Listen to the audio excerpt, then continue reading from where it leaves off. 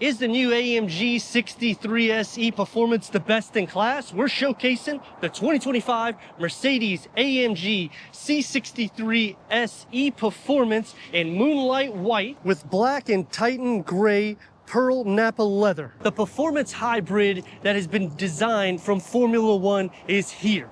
0 to 60s around 3 seconds, around 200 horsepower more than the bi-turbo V8 that it replaces.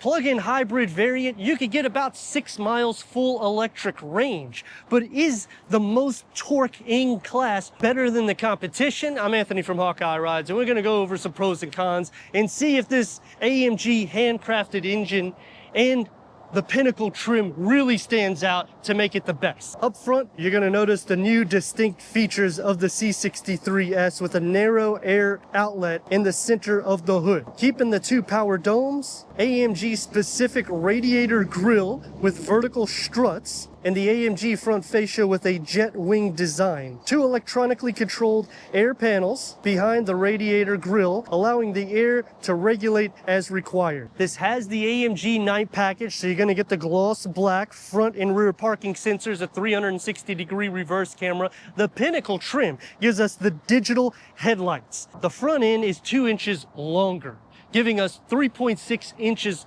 more length, 0.4 inches more in wheelbase. You got a wider front fascia, so it just expresses all the performance, tying in with this M1391 engine. Handcrafted AMG 2.0 liter inline 4-cylinder turbo with electric exhaust gas, and of course you have the electric motor in the rear, producing 671 horsepower, hell, 752 pound-feet of torque.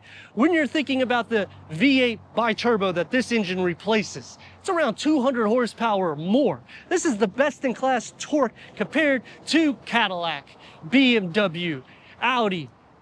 And when you're putting the 0 to 60, Mercedes is quoting a 3.3 seconds. Performance Michelin Pilot Sport 4S tires, 20-inch AMG wheels. Those red brake calipers are housing 6 pistons in the front. AMG ride control, so now this will change the damping, and they have tuned the suspension so it should be a little bit more responsive than the prior gen.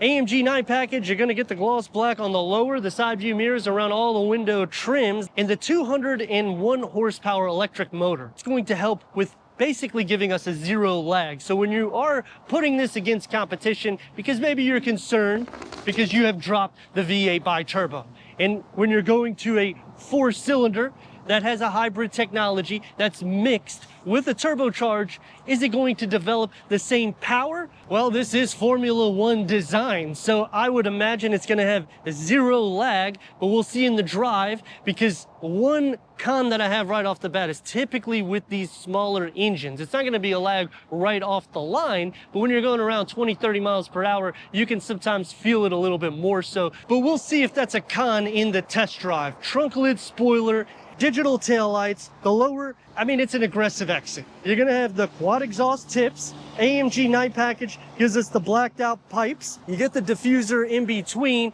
and we have the AMG performance design. That's why we get the red brake calipers.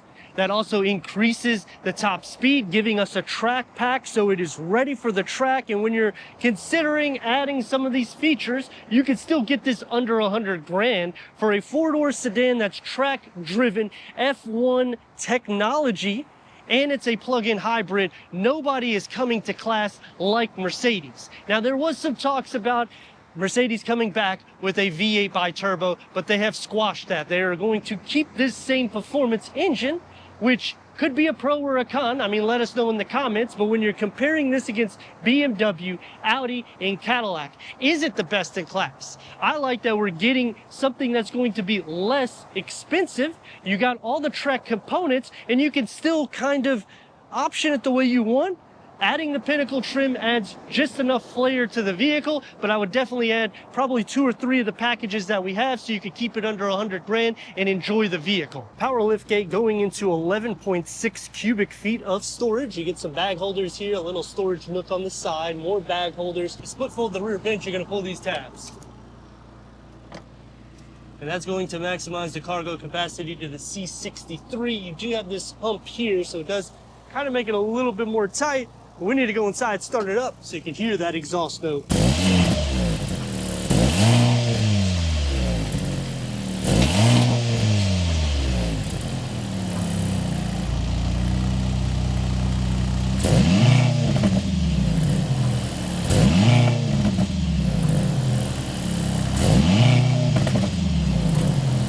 The key fob to the AMG C63 S. Napa leather, power seat adjustment for the front, heated, ventilated. Now they do option a performance seat that will be a little bit more for the bolstering here on the sides. You can also get the seat belt upgrade too. Memory for the driver and passenger. The Pinnacle trim gets the Burmaster upgraded sound system, a heads-up display, augmented navigation, as well as navigation premium. Plenty of space for the passenger. It is driver focused. The carbon fiber will surround the center of the dashboard. You get the circular air vents, the piano black that will run down the center. Let's fire it up.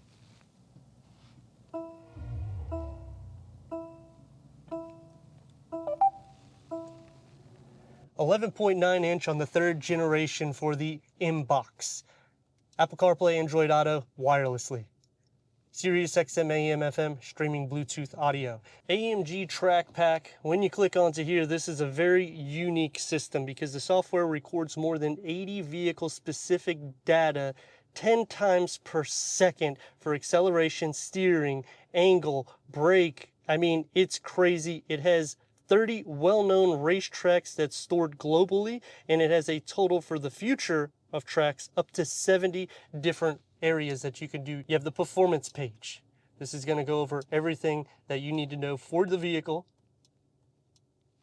You got the charging, so this is going to show you real-time everything for that plug-in hybrid. And when you go into the drag race, you can click onto these icons here. And you see the clock is ticking. Go back into the home. You get the charging, dual climate control settings. The minimum temperature is already set. Voice recognition, and put it into reverse. We get a 360-degree reverse camera, full trajectory for the front and the rear. You can change the camera layouts.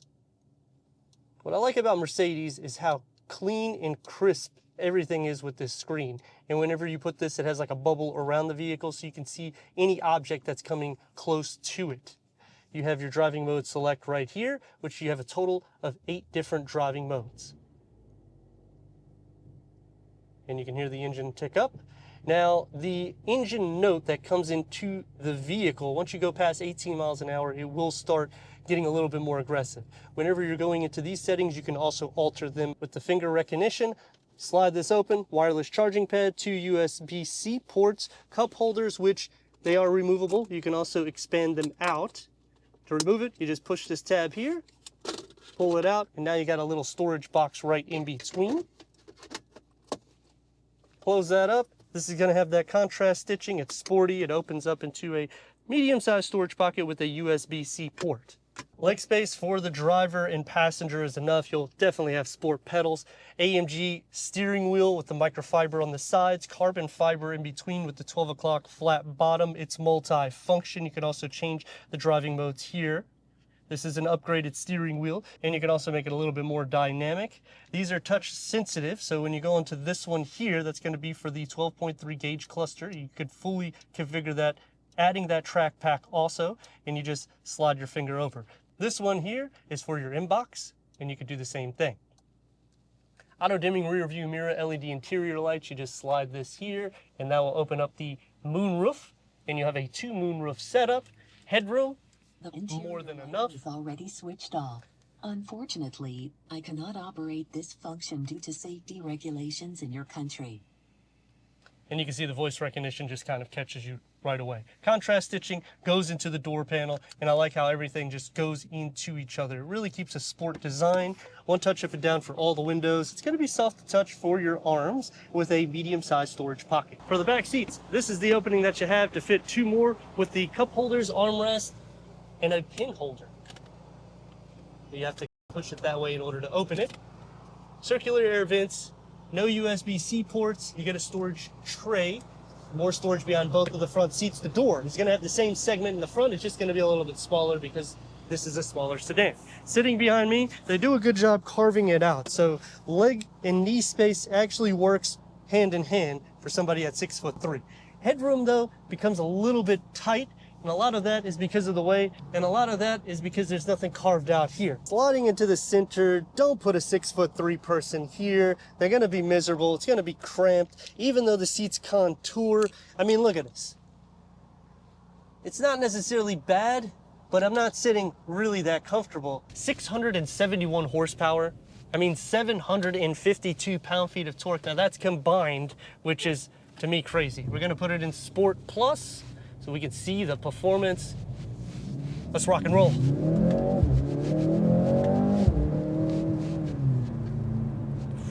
Man, she is fast.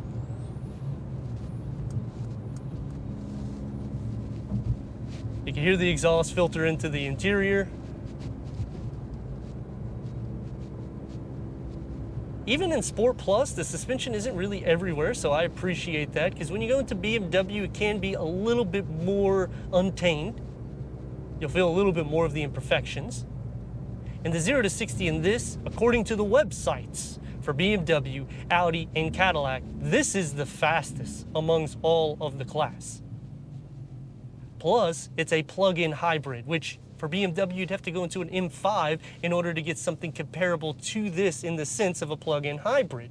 That being said, the power that you're getting out of this, and it's track tuned, I mean, it's just a lot of pluses.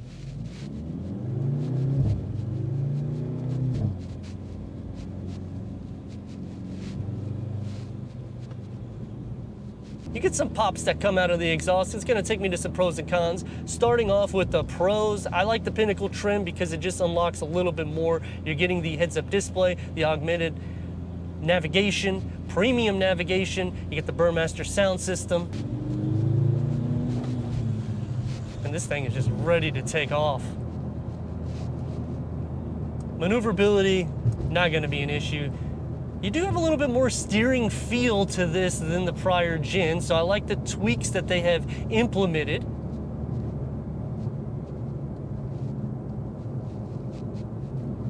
But as you get up to a higher speed, you do hear the road noise filter in, but it is also to be expected because you're getting a track-driven sedan.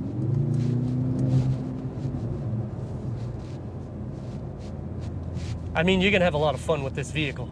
That's the biggest thing that I see with this. Is it better than the competition? I mean, so far I am liking what I get. Now on the cons, you do have to kind of a la carte it a lot. The steering wheel, it's not gonna come standard. You're gonna have to pay a few $100s more. The paint color, you're gonna have to pay a few $100s more. I mean, almost every single thing, it's not nickel and diming, but at one point I would like some of these features to come standard because I'm in an AMG C63 S E Performance. That being said, I do like that we have some electric range to the vehicle, and now we're going to use the hybrid technology so you don't hear the engine at all. But as soon as you hit around 2.5 RPM, it's just going to liven back up because there's really no way around it. Now this is not in Sport S. The exhaust tune is less. Now for the question that could be a pro or a con, is there lag when you're going around 30 miles per hour? We're gonna put it in Sport Plus. I would say it has a touch of lag, but I mean, when you're considering the size of this engine, I think Mercedes did an excellent job giving it the power that it needs, because even when I go into the competition, when I'm going around that speed, you're gonna have a little bit of hesitation. So I think pairing with the Formula One team just really nailed it. Is it an everyday drive? I mean, that could be a con because it's going to be a lot more sporty. For me, I'm kind of used to it, but I would option the sport seats so it hugs me a little bit better, because with these ones, yeah, you can do some power adjustments, but it's not going to hold you as tight, especially on the side. So if you are taking some bends, you're going to be moving around, and it's not going to be as fun as the sport seats.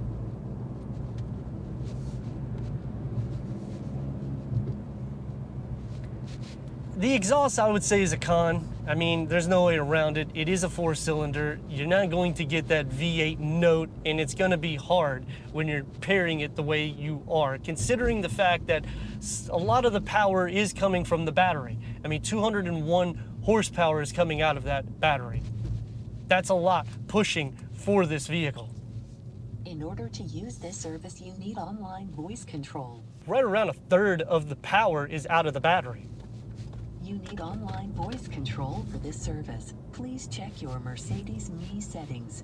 And when you're thinking AMG, you don't usually think hybrid.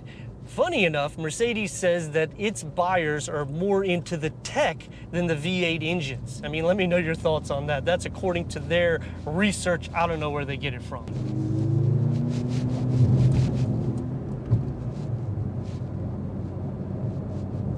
But I mean, even with the AMG dynamics, I have the suspension set, so this is the firmest it can be, or going into the softest, which I've already tested. Both cases are good for a daily drive. Is it better than the competition? I think they did nail this one, especially if you are considering a hybrid. But for my opinion, I would prefer the V8 bi-turbo just to add more power. But let me know your thoughts in the comments. And if you're new to the channel, consider subscribing. Check out the next video.